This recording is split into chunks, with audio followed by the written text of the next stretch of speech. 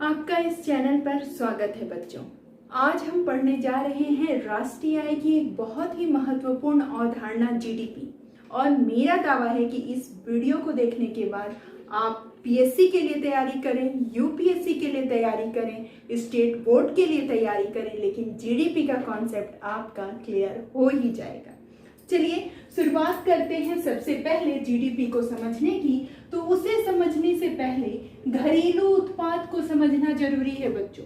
Domestic product किसे कहते हैं? डोमेस्टिक प्रोडक्ट का अर्थ होता है एक देश की घरेलू सीमा के भीतर। अब ये घरेलू सीमा वो बाउंड्री लाइन नहीं है जो एक देश की निर्धारित कर दी गई है कि भारत की इतना वर्ग किलोमीटर भारत की भौगोलिक सीमा है। नहीं, हम अर्थव्यवस्था में घरेलू सीमा का अर्थ उन सभी जगहों से लेते हैं जहां पर किसी देश की वस्तु, सेवा और पूंजी सर्कुलेट होते हैं। अगर हमारे देश का कोई व्यक्ति विदेशों में पैसा लगा रहा है, वहां कमा रहा है, तो वो हमारी घरेलू सीमा के भीतर ही माना जाएगा, क्योंकि वहां पर हमारे देश की वस्तु, हमारे देश की सेवा और हमारे देश की पूंजी सर्कुलेट हो रही है। तो इस तरीके से आप समझिएगा कि यहाँ पे घरेलू सीमा का अर्थ सिर्फ बाउंड्री नहीं है किसी देश की, बल्कि उस देश का जिस जिस देश में पैसा लगा हुआ है, जिन जिन व्यक्तियों के द्वारा पैसा लगा हुआ है, वो उसके निवासी ही माने जाएंगे और वहाँ उस जगहों को भी हम घरेलू सीमा के अंतर्गत ही लेंगे। तो यहाँ पर जब हम घरेलू उत्पाद की बात करते हैं बच्चों, तो किसी देश की भौगोलिक सीमा के भीतर जितनी वस्तुएं हुई वो तो हुई ही, उसे तो हम लेंगे ही। लेकिन उस देश के अगर किसी उद्योगपति ने, जैसे हमारे यहाँ के रतन टाटा ने इंग्लैंड में अपनी आयरन एंड स्टील कंपनी खोली है, तो हम वहां पे भी जो प्रोडक्शन हो रहा है उसे भी अपने यहाँ के घरेलू उत्पाद में शामिल करेंगे। तो बच्चों, ये जो घरेलू उत्पाद है, इसे जब आप मापते हो तो सिर्फ दो ही रूपों में इसे माप सकते हो आप। एक है जीडीपी के रूप में और दूसरा आप इसे माप सकते हो एनडीपी के रूप में, जिसे हिंदी में हम सकल घरेलू उत्पाद और इसे शुद्ध घरेलू उत्पाद के नाम से जानते हैं। तो इन्हीं दो रूपों में बच्चों इसे मापा जाता है। फिर इसे बाजार कीमत पे मापते हैं, कभी फैक्टर कॉस्ट पे मापते हैं, वो अलग अलग पैमाने हैं मापने के। लेकिन अगर आपसे कोई पूछे कि घरेलू उत्पाद कैसे गिने जाते हैं, उनकी गणना कैसे होती है, तो मेन कॉन्सेप्ट यही है कि जीडीपी और एनडीपी, इन्हीं दो रूपों में इनकी गणना की जाती है। अब जीडीपी एक ही नहीं होती है बच्चों, जीडीपी के कई रूप होते हैं और हर कॉम्पिटिटिव एग्जाम में आपसे अलग अलग तरह से जीडीपी पूछी जाती है। तो चलिए जीडीपी के हर एक रूप को बड़ी बारीकी से समझते हैं और उससे संबंधित आपके प्रश्नों को भी हल करेंगे। तो बच्चों, यहाँ पे बात कर लेते हैं जीडीपी के प्रकार। कितने तरह की जीडीपी की गणना की जाती है किसी देश में, या पूरा विश्व कितने तरह की जीडीपी निकालता है, यहाँ पर हम उसे देखेंगे। सबसे पहले जो है बेटा जीडीपी का प्रकार, वो होता है GDP MP. MP market price पे, जिसे हम हिंदी में कहते हैं बाजार कीमत पर सकल घरेलू उत्पाद। दूसरा जो प्रकार होता है बच्चों जीडीपी का, वो होता है जीडीपी-एफसी, जिसे हम हिंदी में फैक्टर कॉस्ट, कारक लागत, जो साधनों को काम पे लगाने पे जो खर्चा हुआ है उसके आधार पे भी हम जीडीपी निकालते हैं, वो है जीडीपी-एफसी। तो जीडीपी-एफसी को हम कहते हैं कारक लागत पर सकल घरेलू उत्पाद।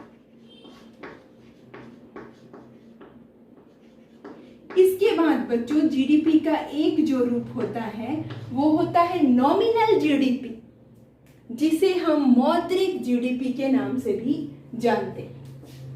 मौद्रिक जीडीपी, मौद्रिक, या इसे हम लेते हैं नॉमिनल, अंग्रेजी में इसके लिए शब्द नॉमिनल दिया गया है, नॉमिनल जीडीपी। एक जीडीपी होती है बच्चों रियल जीडीपी, वास्तविक जीडीपी। तो यहाँ पर हम इसे लेंगे, उसका एक प्रकार वास्तविक जीडीपी का है।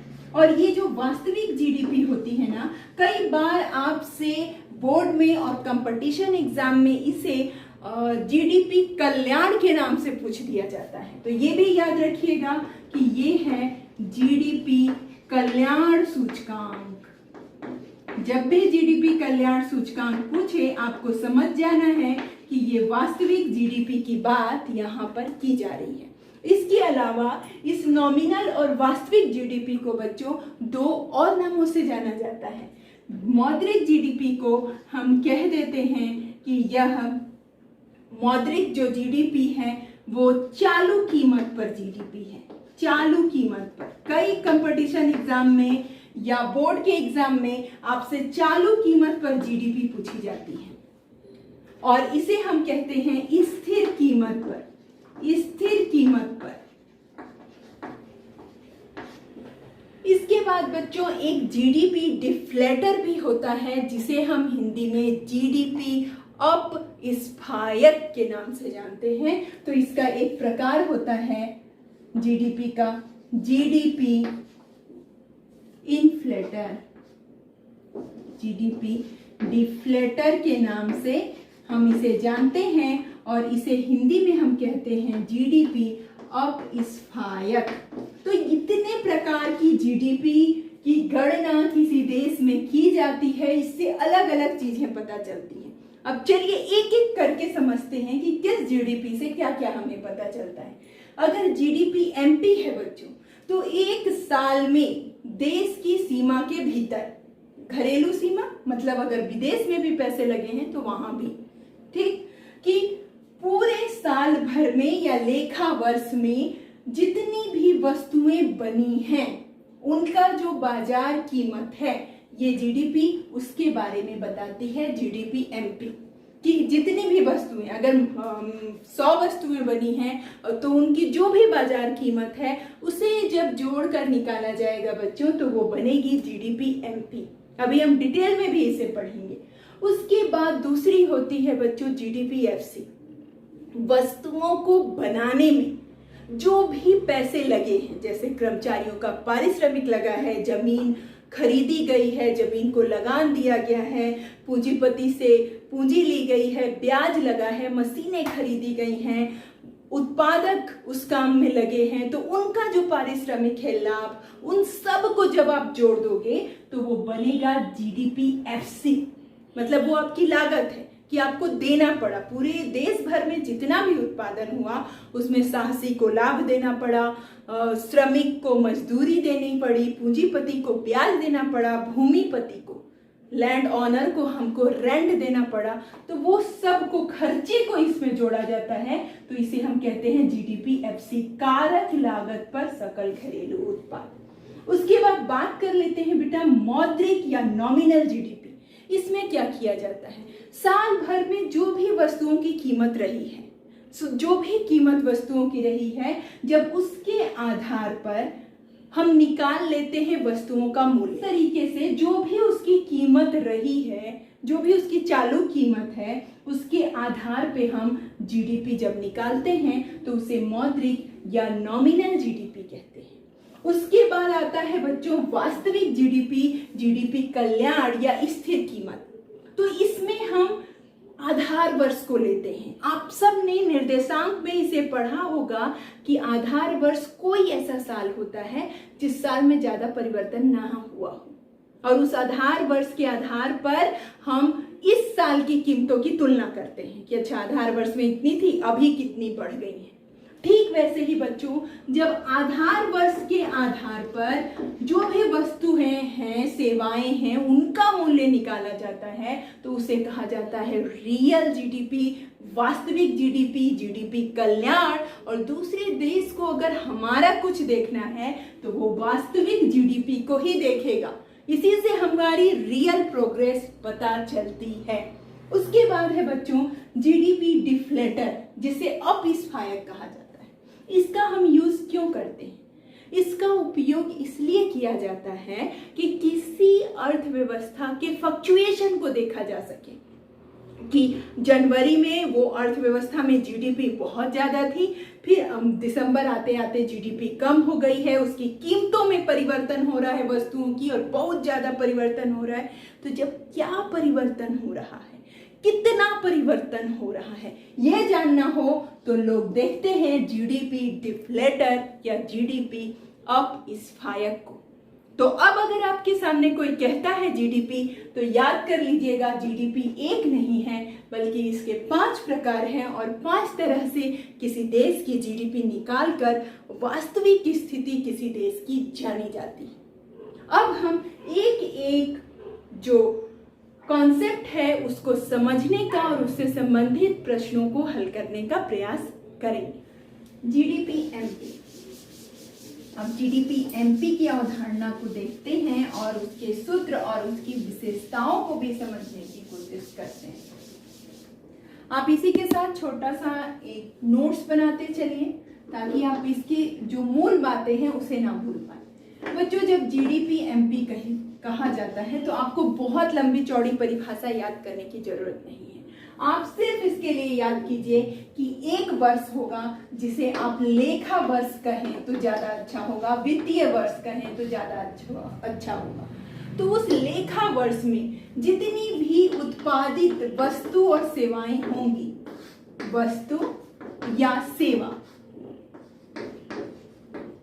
उसकी जो बाजार कीमत होगी, बाजार में जो उस वस्तु या सेवा की कीमत होगी, उसके योग को ही बच्चों आप जीडीपी एमपी कहते हैं या कहेंगे या कहा जाता है कि लेखा वर्ष में उत्पादित वस्तु एवं सेवा के बाजार कीमत के ही योग को हम जीडीपी एमपी कहते हैं।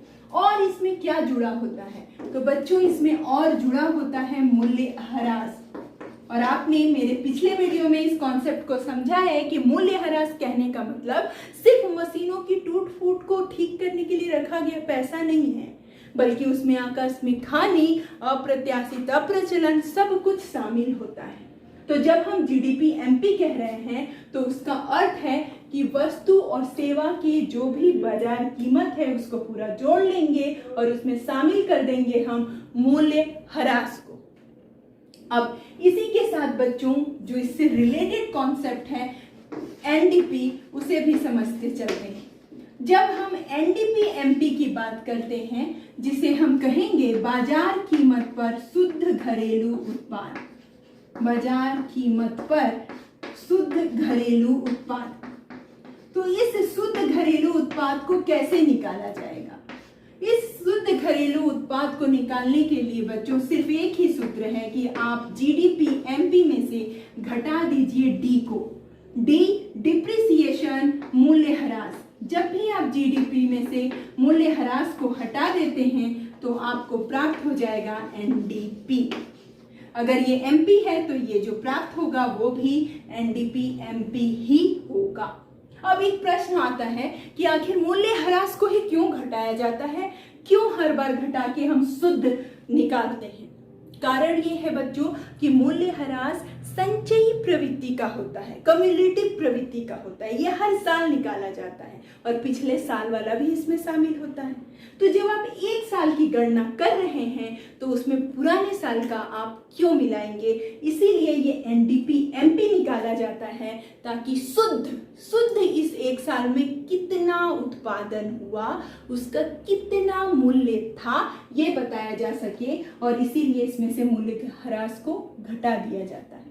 लेकिन जब सकल की गणना की जाती है तो सकल का मतलब ही होता है पूरा, तो उस पूरे को लेने में हम मूल्यह्रास को भी शामिल कर लेते हैं। अब कारक लागत पे बच्चों सकल घरेलू उत्पाद को समझ लेते हैं, या जिसे हम कहते हैं जीडीपी एफसी, उसे समझ लेते हैं। अब जो अगला प्रकार आपका आएगा जीडीपी का वो है जीडीपी एफसी। और उसके बारे में एक और बात आपको बहुत अच्छे से याद रखनी है कि घरेलू आय जो शब्द इस्तेमाल किया जाता है, डोमेस्टिक इनकम, वो इसी के लिए इस्तेमाल किया जाता है, एनडीपीएफसी के लिए ही इस्तेमाल किया जाता है। अभी हम पढ़ लेते हैं जीडीपीएफसी। इसको हिंदी में कहूं तो साधन लागत पर सकल घरेलू उत्पाद। अब बच्चों, अगर आपको इसकी परिभाषा लिखनी हो तो आप क्या लिखोगे? आप फिर वही लिखोगे, वैसा ही कॉन्सेप्ट बनाओगे कि लेखा वर्ष में या वित्तीय वर्ष में उत्पादित समस्त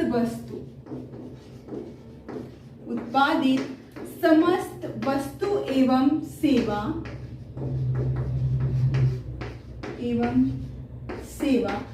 के उत्पादन में, भाई इसके उत्पादन करने में जो लगा है आपको उसे लेना है। वस्तु एवं सेवा के उत्पादन में लगे कारक लागत के योग को, कारक लागत बच्चों मतलब फैक्टर कॉस्ट, मतलब उत्पत्ति के साधनों को दिया गया भुगतान, तो उसे अगर उत्पादक की नजर में आप देखें तो उसके लिए लागत है, और अगर उत्पत्ति के साधनों के रूप में आप देखते हैं तो उनके लिए आय है। तो ठीक वैसे ही बच्चों, हम उसको एक उत्पादक की दृष्टि से इसे निकाल रहे हैं, इसलिए हम लिखेंगे कि उत्पादन में लगे कारक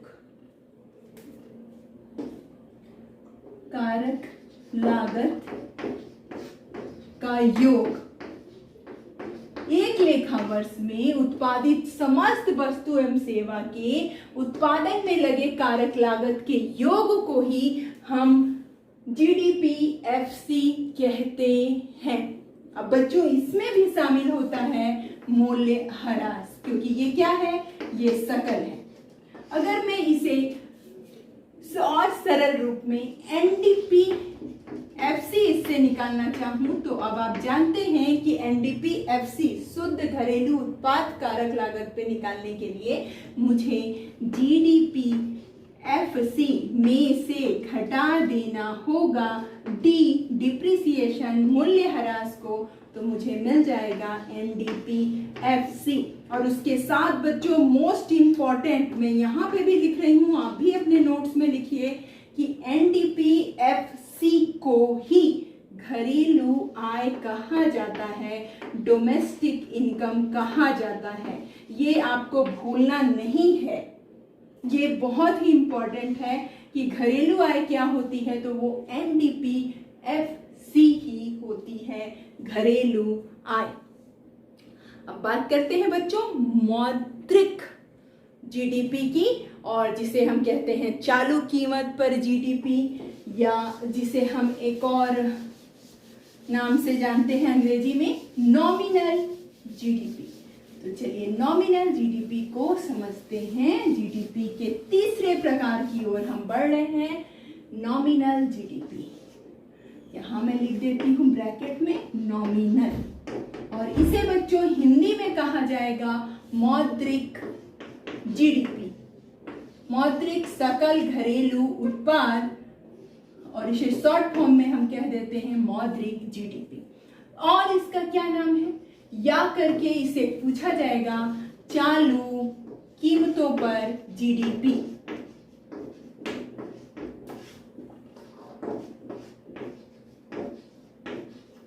अब चालू कीमतों पर जीडीपी, इसकी परिभाषा आएगी तो आप कैसे लिखोगे? कॉन्सेप्ट सेम रहेगा, आप लिखोगे एक लेखा वर्ष में उत्पादित समस्त वस्तु एवं सेवा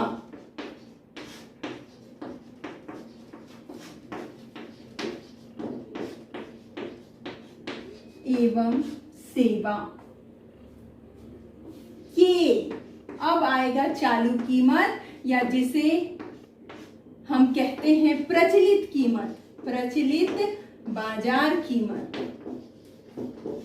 प्रचलित बाजार कीमत।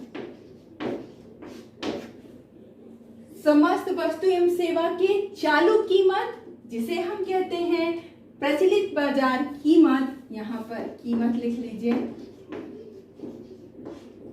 चालू कीमत के योग को या प्रचलित बाजार कीमत के योग को ही हम मौद्रिक जीडीपी कहते हैं। अब इसे निकालने का सूत्र क्या होता है बच्चों? जब कभी भी मौद्रिक जीडीपी निकाली जाती है तो इसके लिए हम सूत्र लगाते हैं P इंटू Q। यहाँ पर P क्या है बच्चों? P है यहाँ पर कीमत और Q है यहाँ पर मात्रा। मतलब अगर आप किसी वस्तु की निकालेंगे तो आपको गणना करनी पड़ेगी कि उसकी प्रचलित कीमत क्या है, कितनी मात्रा का उत्पादन हुआ है, और फिर आप उस वस्तु का एक अलग से मूल्य निकाल के लिख लेंगे। ऐसे ही जितनी भी वस्तु और सेवाएं उत्पादित हुई हैं उन सब का अलग अलग मूल्य निकाल लिया जाएगा, फिर उसका योग कर लिया जाएगा, तो जो आएगा बच्चों वो मौद्रिक जीडीपी होगा। अंतर समझिएगा कि ये प्रचलित कीमत पर होगा, जो चालू कीमत भी कहलाती है, जो एक तरह से बाजार कीमत भी कहलाती है। तो जिस समय में भी गणना की जा रही है उस समय जो वस्तु का मूल्य है सिर्फ उसको लिया जाएगा, उससे पहले क्या रहा है उसे नहीं लिया जाएगा। अगर गणना दिसंबर में हो रही है तो दिसंबर में वस्तुओं का जो मूल्य है उसे ही लिया जाएगा, नवंबर के मूल्य को नहीं लिया जाएगा। तो ये होता है मौद्रिक जीडीपी। इसीलिए कहा जाता है कि ये कभी कभी खुद ही बढ़ भी जाता है, ये बढ़ जाता है, लेकिन इसके बढ़ने का मतलब ये नहीं है बच्चों कि सही में वस्तु और सेवा बढ़ गई है, क्योंकि हो सकता है कि नवंबर में जो चीज सस्ती थी वो दिसंबर में महंगी हो गई, जिसकी वजह से ये हमारा मौद्रिक जीडीपी आ गया ज्यादा। लेकिन इसका मतलब ये थोड़ी है कि उत्पादन बढ़ गया।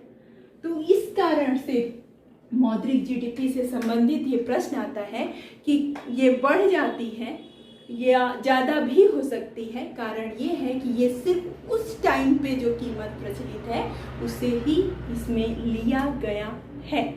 अब इसी के आधार पे बच्चों आप समझने का प्रयास कीजिएगा रियल जीडीपी को, वास्तविक जीडीपी। तो उसके भी प्रकार को चलिए देख लेते हैं। वास्तविक जीडीपी, रियल जीडीपी को हम देखते हैं। ये वास्तव में किसी देश का रियल चित्र प्रस्तुत करती है ये जीडीपी, जिसे हम रियल जीडीपी के नाम से जानते हैं। हिंदी में कहेंगे वास्तविक सकल घरेलू उत्पाद, सकल घरेलू उत्पाद। अब बच्चों इसे और किस नाम से जाना जाता है? तो इसे दूसरे नाम से जाना जाता है स्थिर कीमत पर सकल घरेलू उत्पाद। और बच्चों मैंने आपको बताया था कि इसका एक और नाम है जिसे हम जीडीपी कल्याण सूचकांक के नाम से भी जानते हैं, क्योंकि ये किसी अर्थव्यवस्था का सही चित्र प्रस्तुत करती है कि वास्तव में वहां पर वृद्धि हो रही है या नहीं हो रही। तो इसे जीडीपी कल्याण सूचकांक के नाम से भी जाना जाता है।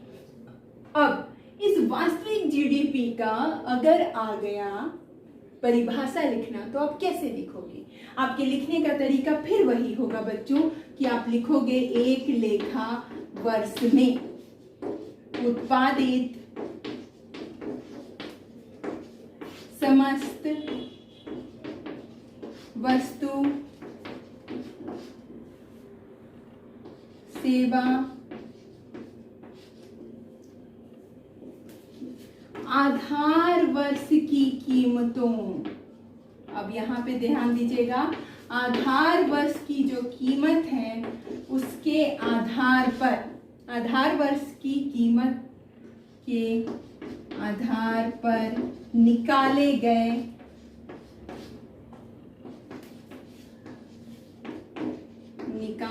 मूल्यों का योग।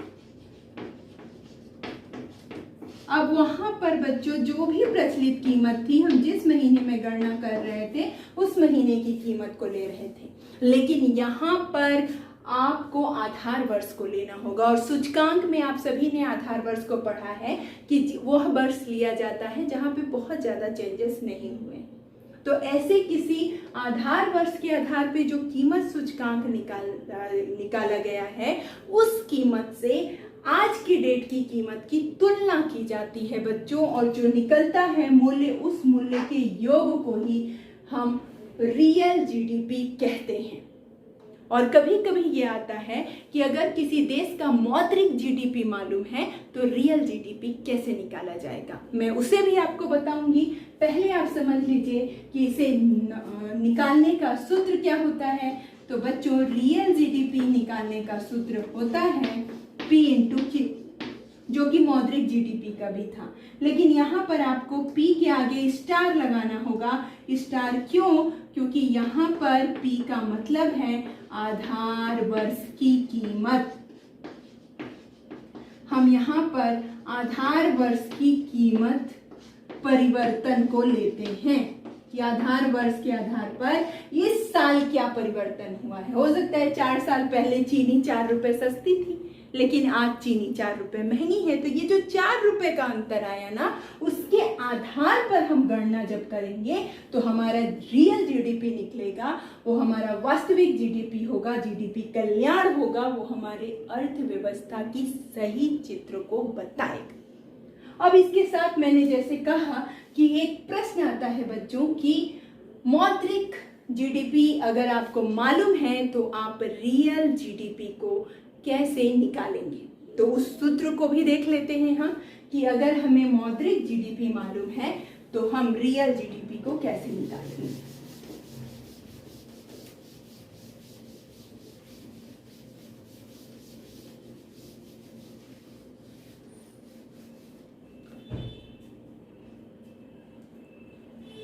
यहाँ पर बच्चों रियल जीडीपी बराबर, तो रियल जीडीपी बराबर मौद्रिक जीडीपी बटे आएगा बच्चों कीमत सूचकांक, जो आधार वर्ष के आधार पे हमने निकाला है, कीमत सूचकांक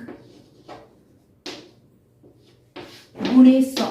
इस सूत्र का उपयोग करके आप बड़ी आसानी से रियल जीडीपी को निकाल सकते हैं।